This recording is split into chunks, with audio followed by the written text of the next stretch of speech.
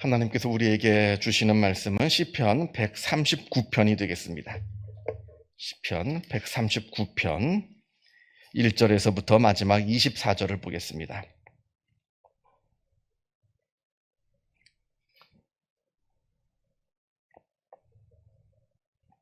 시편 139편 1절에서부터 마지막 24절까지 조금 깁니다만 같이 한 목소리로 읽겠습니다.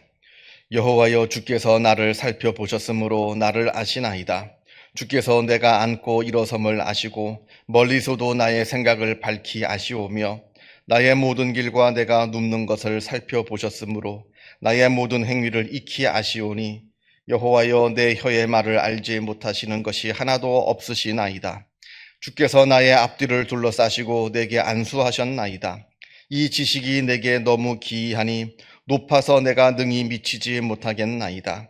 내가 주의 영을 떠나 어디로 가며 주의 앞에서 어디로 피하리이까? 내가 하늘에 올라갈지라도 거기 계시며 수월에 내 자리를 펼지라도 거기 계시니이다. 내가 새벽 날개를 치며 바다 끝에 가서 거주할지라도 거기서도 주의 손이 나를 인도하시며 주의 오른손이 나를 붙드시리이다.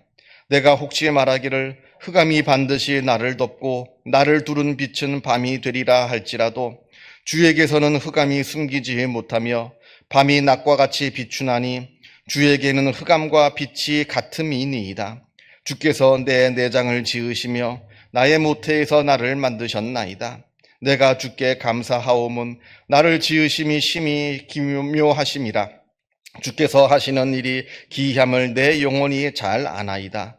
내가 은밀한 데서 지음을 받고 땅의 깊은 곳에서 기이하게 지음을 받은 때에 나의 형체가 주의 앞에 숨겨지지 못하였나이다. 내 형질이 이루어지기 전에 주의 눈이 보셨으며 나를 위하여 정한 날이 하루도 되기 전에 주의 책에 다 기록이 되었나이다. 하나님이여, 주의 생각이 내게 어찌 그리 보배로운지요, 그 수가 어찌 그리 많은지요. 내게 세려고 할지라도 그 수가 모래보다 많도소이다. 내가 깰 때에도 여전히 주와 함께 있나이다. 하나님이여, 주께서 반드시 악인을 죽이시리이다. 피 흘리기를 즐기는 자들아, 나를 떠날지어다. 그들이 주를 대하여 악하게 말하며 주의 원수들이 주의 이름으로 헛되이 맹세하나이다. 여호와여, 내가 주를 미워하는 자들을 미워하지 아니하오며 주를 치려 일어나는 자들을 미워하지 아니하나이까? 내가 그들을 심히 미워하니 그들은 나의 원수들이니이다. 하나님이여, 나를 살피사 내 마음을 아시며 나를 시험하사 내 뜻을 아옵소서. 내게 무슨 악한 행위가 있나 보시고 나를 영원한 길로 인도하소서. 아멘. 오늘 시의 표제를 보면 다윗의 시 이렇게 되어 있습니다. 그리고 그냥 1절부터 곧바로 보겠습니다. 1절에 보면 다윗은 하나님께서 자신을 알고 계신다 이렇게 말합니다. 2절을 보면 하나님께서는 나의 앉고 일어섬을 아시고 나의 생각을 다 알고 계신다 이렇게 말합니다. 하나님은 다 아시는 거예요.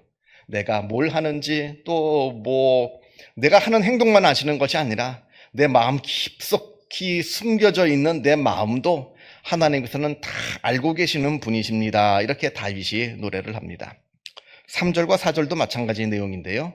나의 모든 길을 다 아시고 내가 말한 모든 것도 다 아신다. 내가 한 말, 내가 한 행동 다 하나님께서는 다 지켜보시고 심지어는 내 마음 깊숙한 곳에 있는 생각까지도 하나님께서는 다 알고 계신다. 하나님께서는 우리를 이토록 다 지켜보고 계신다. 이렇게 말하는데 이게 우리에게 은혜로 다가오느냐 아니면 하나의 부담으로 다가오느냐. 하나님께서는 내 마음을 다 아시고 내 삶을 다 알고 계신다 할 때 그게 나에게 참 감사한 일이다 라고 다가오는지, 아니면 참 이거 거추장스럽다, 참 귀찮은 일이다 이렇게 다가오는지 사람마다 다를 겁니다. 근데 아마 하나님께서 나를 지켜주시는 분이시고 하나님께서는 나를 너무나 사랑하시는 분이시고 그냥 나는 하나님께 숨길 것이 없고 다 하나님께 내 모든 삶을 다 의탁하는 사람이라고 한다면 비록 부끄러운 것이 내 삶에 있다 할지라도 이 말씀이 감사로 다가올 것이고요. 그러나 내가 하나님의 뜻에 순종하기를 싫어하고 하나님께 내 삶을 맡기기를 싫어하고 그렇게 하나님에서 벗어나려고 하는 사람이라고 한다면 이 말씀은 굉장히 부담스러운 말씀이 될 겁니다. 그래서 나는 어떠한 믿음을 가지고 있는가? 하나님께서는 나를 붙들어 주시고 나를 지켜보시고 나와 함께 하여 주신다 하는데 그것이 나에게 기쁨이 되고 그것이 나에게 자유함이 되는지 아니면 그것이 나에게 부담이 되고 거추장스러운 것이 되는지 그건 나에게 달린 일이라는 겁니다. 근데 이 다윗은 오늘 그것에 대한 감사의 노래를 지금 부르고 있는 겁니다. 자, 7절로 넘어갑니다. 7절에 다윗이 고백합니다. 내가 주의 영을 떠나 어디로 가며 주의 앞에서 어디로 피하리이까? 내가 어디로 도망가겠습니까? 하나님을 피해서. 요나는 도망을 갔죠. 하나님을 피해서 다시스로. 어리석은 일입니다. 내가 어디로 가며 어디로 숨겠습니까? 8절을 보면 내가 하늘에 올라갈지라도 하나님은 거기 계시고 스올은 여러 뜻이 있습니다만 오늘 139편에서 말하는 스올은 땅속 깊은 곳을 말합니다. 내가 땅을 파가지고 땅속 깊은 곳에 굴을 파가지고 숨어든다 할지라도 거기서도 하나님께서는 거기 계시고 9절을 보면 내가 새벽 날개를 치며 아주 열심히 날아가서 이때는 날 수가 없죠. 사람이 비행기가 없으니까. 그래도 내가 날개를 치며 새벽부터 깜깜할 때부터 하나님께 안 보이실 줄 알고 하나님께서 나를 못 보실 줄 알고 새벽 깜깜할 때 내가 날개를 치며 바다 끝까지 도망갈지라도 하나님은 거기 계시고 10절에 주의 손이 나를 인도하시고 주의 손이 나를 붙드시리이다. 이건 부정적으로 생각하면 내가 하나님 앞에 도망갈 길이 없습니다. 도망갈 수가 없습니다. 라는 뜻이 되겠지만 긍정적으로 보면 나는 어느 곳에 있든지 하나님께서 나를 지켜주십니다. 라고 하는 감사의 고백이 되는 거죠. 제가 독일에서 공부를 할 때 제가 있던 그 도시에 음악하는 어느 친구가 여자 음악하는 바이올린 하는 학생이 유학을 왔어요. 근데 힘들죠. 처음엔 언어도 틀리고 낯설고 또 주변에 있는 한국 사람들도 또 적응해야 되는데 좀 부딪히고 같은 음악하는 사람들끼리. 그래서 굉장히 힘들어서 저한테 와가지고 상담을 요청한 적이 있었는데 그때 그 친구가 이제 이런저런 얘기를 하다가 이 얘기를 하더라고요. 한국에 있을 때 대구 아가씨인데 대구에 있을 때 하나님께서 나를 지켜주시는데 그 하나님이 지금 여기서도 지켜주신다라고 하는 건 나 확신한다는 거예요. 저는 그 얘기를 듣고 제가 은혜를 받았습니다. 자기 혼자 막 얘기를 하더니 저한테 좋은 얘기 해주셔서 감사하대요. 저는 한마디도 안 하고 그냥 입 다물고 듣기만 했는데 하나님은 그런 분이라는 거예요. 우리가 어느 곳에 있든지 언제든지 하나님은 나와 함께 하여 주시고 나를 지켜주시는 하나님이시라는 겁니다. 그 하나님을 감사하게 여기면 이게 은혜죠. 근데 그 하나님을 번거롭게 여기면 이건 은혜가 아니고 귀찮은 것이 됩니다. 그러나 다윗은 지금 이 시간 내가 어느 곳에 있든지 나를 지켜주시고 인도하여 주시는 하나님을 지금 노래하고 찬양하고 있다는 겁니다. 어느 상황에 처할지라도 하나님은 나와 함께 계신다 하는 겁니다. 그러면서 하나님은 왜 그토록 나를 지켜주시는 하나님이 되시느냐? 13절에 하나님께서 나를 지으신 분이시라 이렇게 노래합니다. 13절을 보면 주께서 내 내장을 지으시며 나의 모태에서 나를 만드셨나이다. 내 내장, 겉모습이 아니라 내 속에 있는 모든 것들도 다 하나님이 다 손수 지어 만드셨고 내가 어머니 뱃속에 있을 때부터 하나님께서 나를 만드셨고 14절에 그러면서 하는 말이 내가 주께 감사함은 나를 지으심이 심히 기묘하심이라. 놀라운 거예요. 신기한 거예요. 내가 나를 봐도 하나님 어떻게 나를 이렇게 만들어 주셨습니까? 참 내가 내 몸도 그렇고 내 생각도 그렇고 내 마음도 그렇고 다 하나님께서 만들어 주신 것인데 어떻게 이렇게 하나님께서 기가 막히게 이렇게 너무나 이렇게 하나님께 아름답게 나를 만들어 주셨습니까? 이렇게 14절에서 노래하고 있는 거죠. 하나님께서 나를 만드셨으니까 나를 사랑하십니다. 나를 사랑하시니까 하나님께서 늘 나와 함께 하여 주십니다. 내가 어느 상황에 처하든지 하나님께서 나를 지켜주시고 인도하여 주십니다. 이렇게 지금 노래하고 있는 거죠. 계속 이제 그 이야기가 쭉 나오는 겁니다. 14절서부터도 계속 그 이야기가 하나님께서 나를 지으셨고, 나의 형질을 이루셨고, 쭉 나옵니다. 그 이야기가 쭉 나오고, 그러면서 17절로 이제 넘어갑니다. 하나님이여 주의 생각이 내게 어찌 그리 보배로우신지요. 그 수가 어찌 그리 많으신지요. 하나님께서 나에게 품으신 그 놀라우신 그 섭리와 경륜이 얼마나 많은지요. 얼마나 큰지요. 내가 셀 수 없다는 거예요. 우리의 인간의 지혜와는 비교할 수 없는 하나님의 지혜로 나를 만드시고 나를 인도하시고 나를 지켜주신다는 겁니다. 때로는 내 생각으로 볼 때는 이건 아닌 것 같을 때도 있어요. 왜 하나님께서 왜 내 기도를 지금 안 들어주시는가? 내가 이렇게 힘들고 어려운데 하나님은 지금 뭘 하고 계시는가? 내 생각으로는 지금 하나님께서 이렇게 해주셔야 될 것 같은데 왜 하나님은 이렇게 해주시지 않고 저렇게 해주시는가? 생각할지 모르겠으나 하나님의 지혜가 내 지혜보다 크다는 겁니다. 얼마나 큰지 그 하나님의 지혜를 내가 헤아릴 수가 없다는 거예요. 하나님께서 나를 사랑하신다는 겁니다. 하나님의 사랑을 우리가 헤아릴 수가 없습니다. 그렇잖아요. 자식이 부모의 사랑을 어떻게 헤아립니까? 부모가 사랑해서 이렇게 해주는 게 자식이 볼 때는 아닌 것 같거든요. 그게 아니라는 거예요. 하나님의 그 사랑과 지혜는 인간이 헤아릴 수 있는 그 단계를 넘어서서 엄청나게 크고 놀랍다는 겁니다. 인간이 헤아릴 수 없는 그 하나님의 그 섭리와 경륜, 그것이 있다. 지금 17절에서 이야기를 합니다. 놀랍고 모든 것이 다 놀랍다. 이렇게 노래하고요. 18절에 내가 세려고 할지라도 그 수가 모래보다 많다 합니다. 그만큼 하나님의 생각, 하나님의 지혜, 하나님의 어떤 섭리와 경륜이 크다는 거예요. 내가 모래알을 다 셀 수 없듯이 하나님은 그만큼 하나님의 지혜와 경륜과 섭리가 크신 분이십니다. 이렇게 이야기를 합니다. 우리가 이제 나중에 보겠습니다만 욥기를 보면 욥기의 내용은 주된 내용은 욥과 친구들 간의 긴 논쟁입니다. 욥이 왜 고난을 당했는가? 친구들은 네가 무슨 감추어진 무슨 어쩌면 너도 모르는 죄가 있기 때문에 네가 지금 이 고난을 받는 것 아니겠느냐라고 이야기를 하고 있고요. 욥은 아니다. 내가 물론 완벽하진 않지만 이런 고난을 받을 정도로 하나님께 죄를 지은 적이 없다. 이게 이 욥과 친구들 간의 긴 논쟁입니다. 이 논쟁이 무려 37장까지 이어져요. 굉장히 긴 논쟁이 벌어집니다. 37장까지 벌어지는데 그러다가 38장에 보면 하나님께서 나타나셔서 욥과 욥의 친구들에게 하시는 말씀이 38장에서부터 42장까지 무려 5장이나 하나님의 말씀이 나옵니다. 꾸짖으시는 말씀이에요.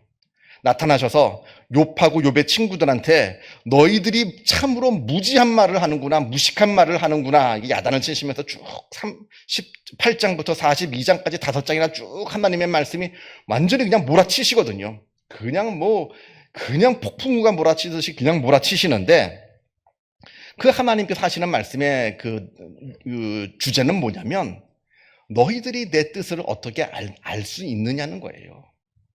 하나님은 큰 계획을 갖고 계시고 큰 섭리를 갖고 계셔서 때로는 욥에게 복을 주시기도 하다가 때로는 그 욥에게 복을 또 거둬가기도 하십니다.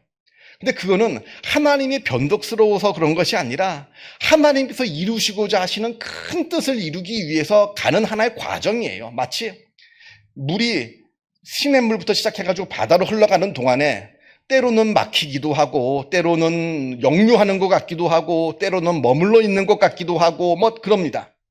그때마다 우리는 이 흐름이 잘못됐다 생각할지 모르겠지만 긴 그 큰 안목으로 보면 이 물은 지금 도도하게 바다로 흘러가고 있다는 겁니다. 너희의 짧은 생각으로 지금 욥이 당한 고난이 네가 잘못했기 때문에 지은 벌이다, 받는 벌이다, 아니다, 나는 그런 죄를 지은 적이 없다, 이렇게 서로 싸우고 있지만 그건 너희들 그 짧은 너희들 생각이고 그것과는 비교할 수 없는 하나님의 크신 섭리와 계획이 있다라는 말씀이 욥기의 주제입니다. 지금 다윗도 그 이야기를 하는 거예요. 세상 살면서 별일이 다 있죠. 왜 하나님은 지금 뭐하고 계시나? 왜 나를 안 도와주시나? 왜 나를 지켜주시지 않는가라고 할지 몰라도 그럼에도 불구하고 분명한 것은 우리가 헤아릴 수 없는 하나님의 크신 경륜과 섭리가 있다라는 겁니다. 그리고 그 하나님이 지금 내가 나 자신을 사랑하는 것보다 나를 더 많이 사랑하고 계시는 전능하신 하나님이시다라고 하는 겁니다. 그러니까 우리가 해야 되는 건 뭐냐? 순종하는 것이고 인내하는 것이고 기다리는 것이고 믿고 신뢰하는 것이라는 거예요. 우리의 짧은 생각으로 하나님이 어떻게 이럴 수가 있느니 저럴 수가 있느니 이렇게 저렇게 이야기하는 것이 아니라 그저 하나님 앞에 순종하면서 하나님의 뜻에 따르는 그게 바로 우리의 인간의 삶이라 하는 겁니다. 19절을 보게 되면요. 하나님이여 주께서 반드시 악인을 죽이시리라. 이 뜻은 악인을 죽이든 살리든 그것 중요한 것이 아니라 하나님은 반드시 하나님의 선하심을 이루어 가신다는 겁니다. 세상을 보면 세상에는 악이 득세하고 선한 사람들이 다 무너진 것 같아요. 선이 무너지고 악이 득세하는 것 같습니다만, 그런 세상인 것 같습니다만, 그러나 하나님은 이 악을 다 물리치시고 결국에는 선이 승리하게 하시는 하나님이십니다. 하나님의 뜻을 하나님의 방법으로 하나님의 때에 하나님은 반드시 이루시는 분이십니다. 지금 내 눈으로 볼 때는 아닌 것 같아 보여도 아니라는 겁니다. 하나님은 하나님의 뜻을 이루어 가시는 분이십니다. 그것을 믿고 찬양하는 노래가 바로 오늘 우리가 읽은 시편 139편의 내용이라 하는 겁니다. 우리도 살면서 이런저런 일을 많이 겪습니다. 기쁜 일도 있지만 어려운 일도 겪습니다. 하나님은 왜 나를 안 도와주시는가? 하나님은 지금 뭐 하시는가? 물론 별 마음들이 다 생길 수 있습니다만, 그때마다 우리가 분명히 알아야 되는 것은 내 믿음의 의지는 굳건하게 있어야 돼요. 내가 내 마음은 내 마음대로 통제를 못합니다. 그렇죠? 마치 루터가 얘기한 것처럼 새가 내 머리 위로 왔다 갔다 하는 것은 내가 막지 못해요. 그러나 내 머리에 둥지를 트는 것은 막을 수가 있습니다. 그렇잖아요. 그죠? 새가. 우리도 마찬가지입니다. 세상을 살면서 하나님에 대한 여러 많은 마음들이 왔다 갔다 하죠. 기쁘기도 하고 힘들기도 하고, 하나님은 왜 그러실까 또 마음이 들기도 하고. 그건 내 마음대로 되는 게 아닙니다. 내가 통제할 수가 없어요. 그냥 내 마음속에서 그냥 왔다 갔다 하는 마음이에요. 그러나 분명히 우리의 믿음의 심지가 굳건해져서 그럴 때마다 나는 하나님을 바르게 바라보고 하나님을 의지하고 하나님께 순종하고 하나님을 믿고 하나님을 따르겠습니다. 이렇게 내가 내 믿음을 붙잡아야 우리의 믿음이 하나님께서 기뻐하시는 복된 은혜를 누리며 살아가는 복된 믿음이 된다는 겁니다. 이 말씀 기억하시면서 더욱더 우리의 믿음에 진보가 있기를 바랍니다. 기도하겠습니다. 하늘에 계신 우리 아버지, 아버지의 이름을 거룩하게 하시며 아버지의 나라가 오게 하시며 아버지의 뜻이 하늘에서와 같이 땅에서도 이루어지게 하소서. 오늘 우리에게 일용할 양식을 주시고 우리가 우리에게 잘못한 사람을 용서하여 준 것 같이 우리 죄를 용서하여 주시고 우리를 시험에 빠지지 않게 하시고 악에서 구하소서. 나라와 권능과 영광이 영원히 아버지의 것입니다. 아멘. 자유롭게 기도하시기 바랍니다.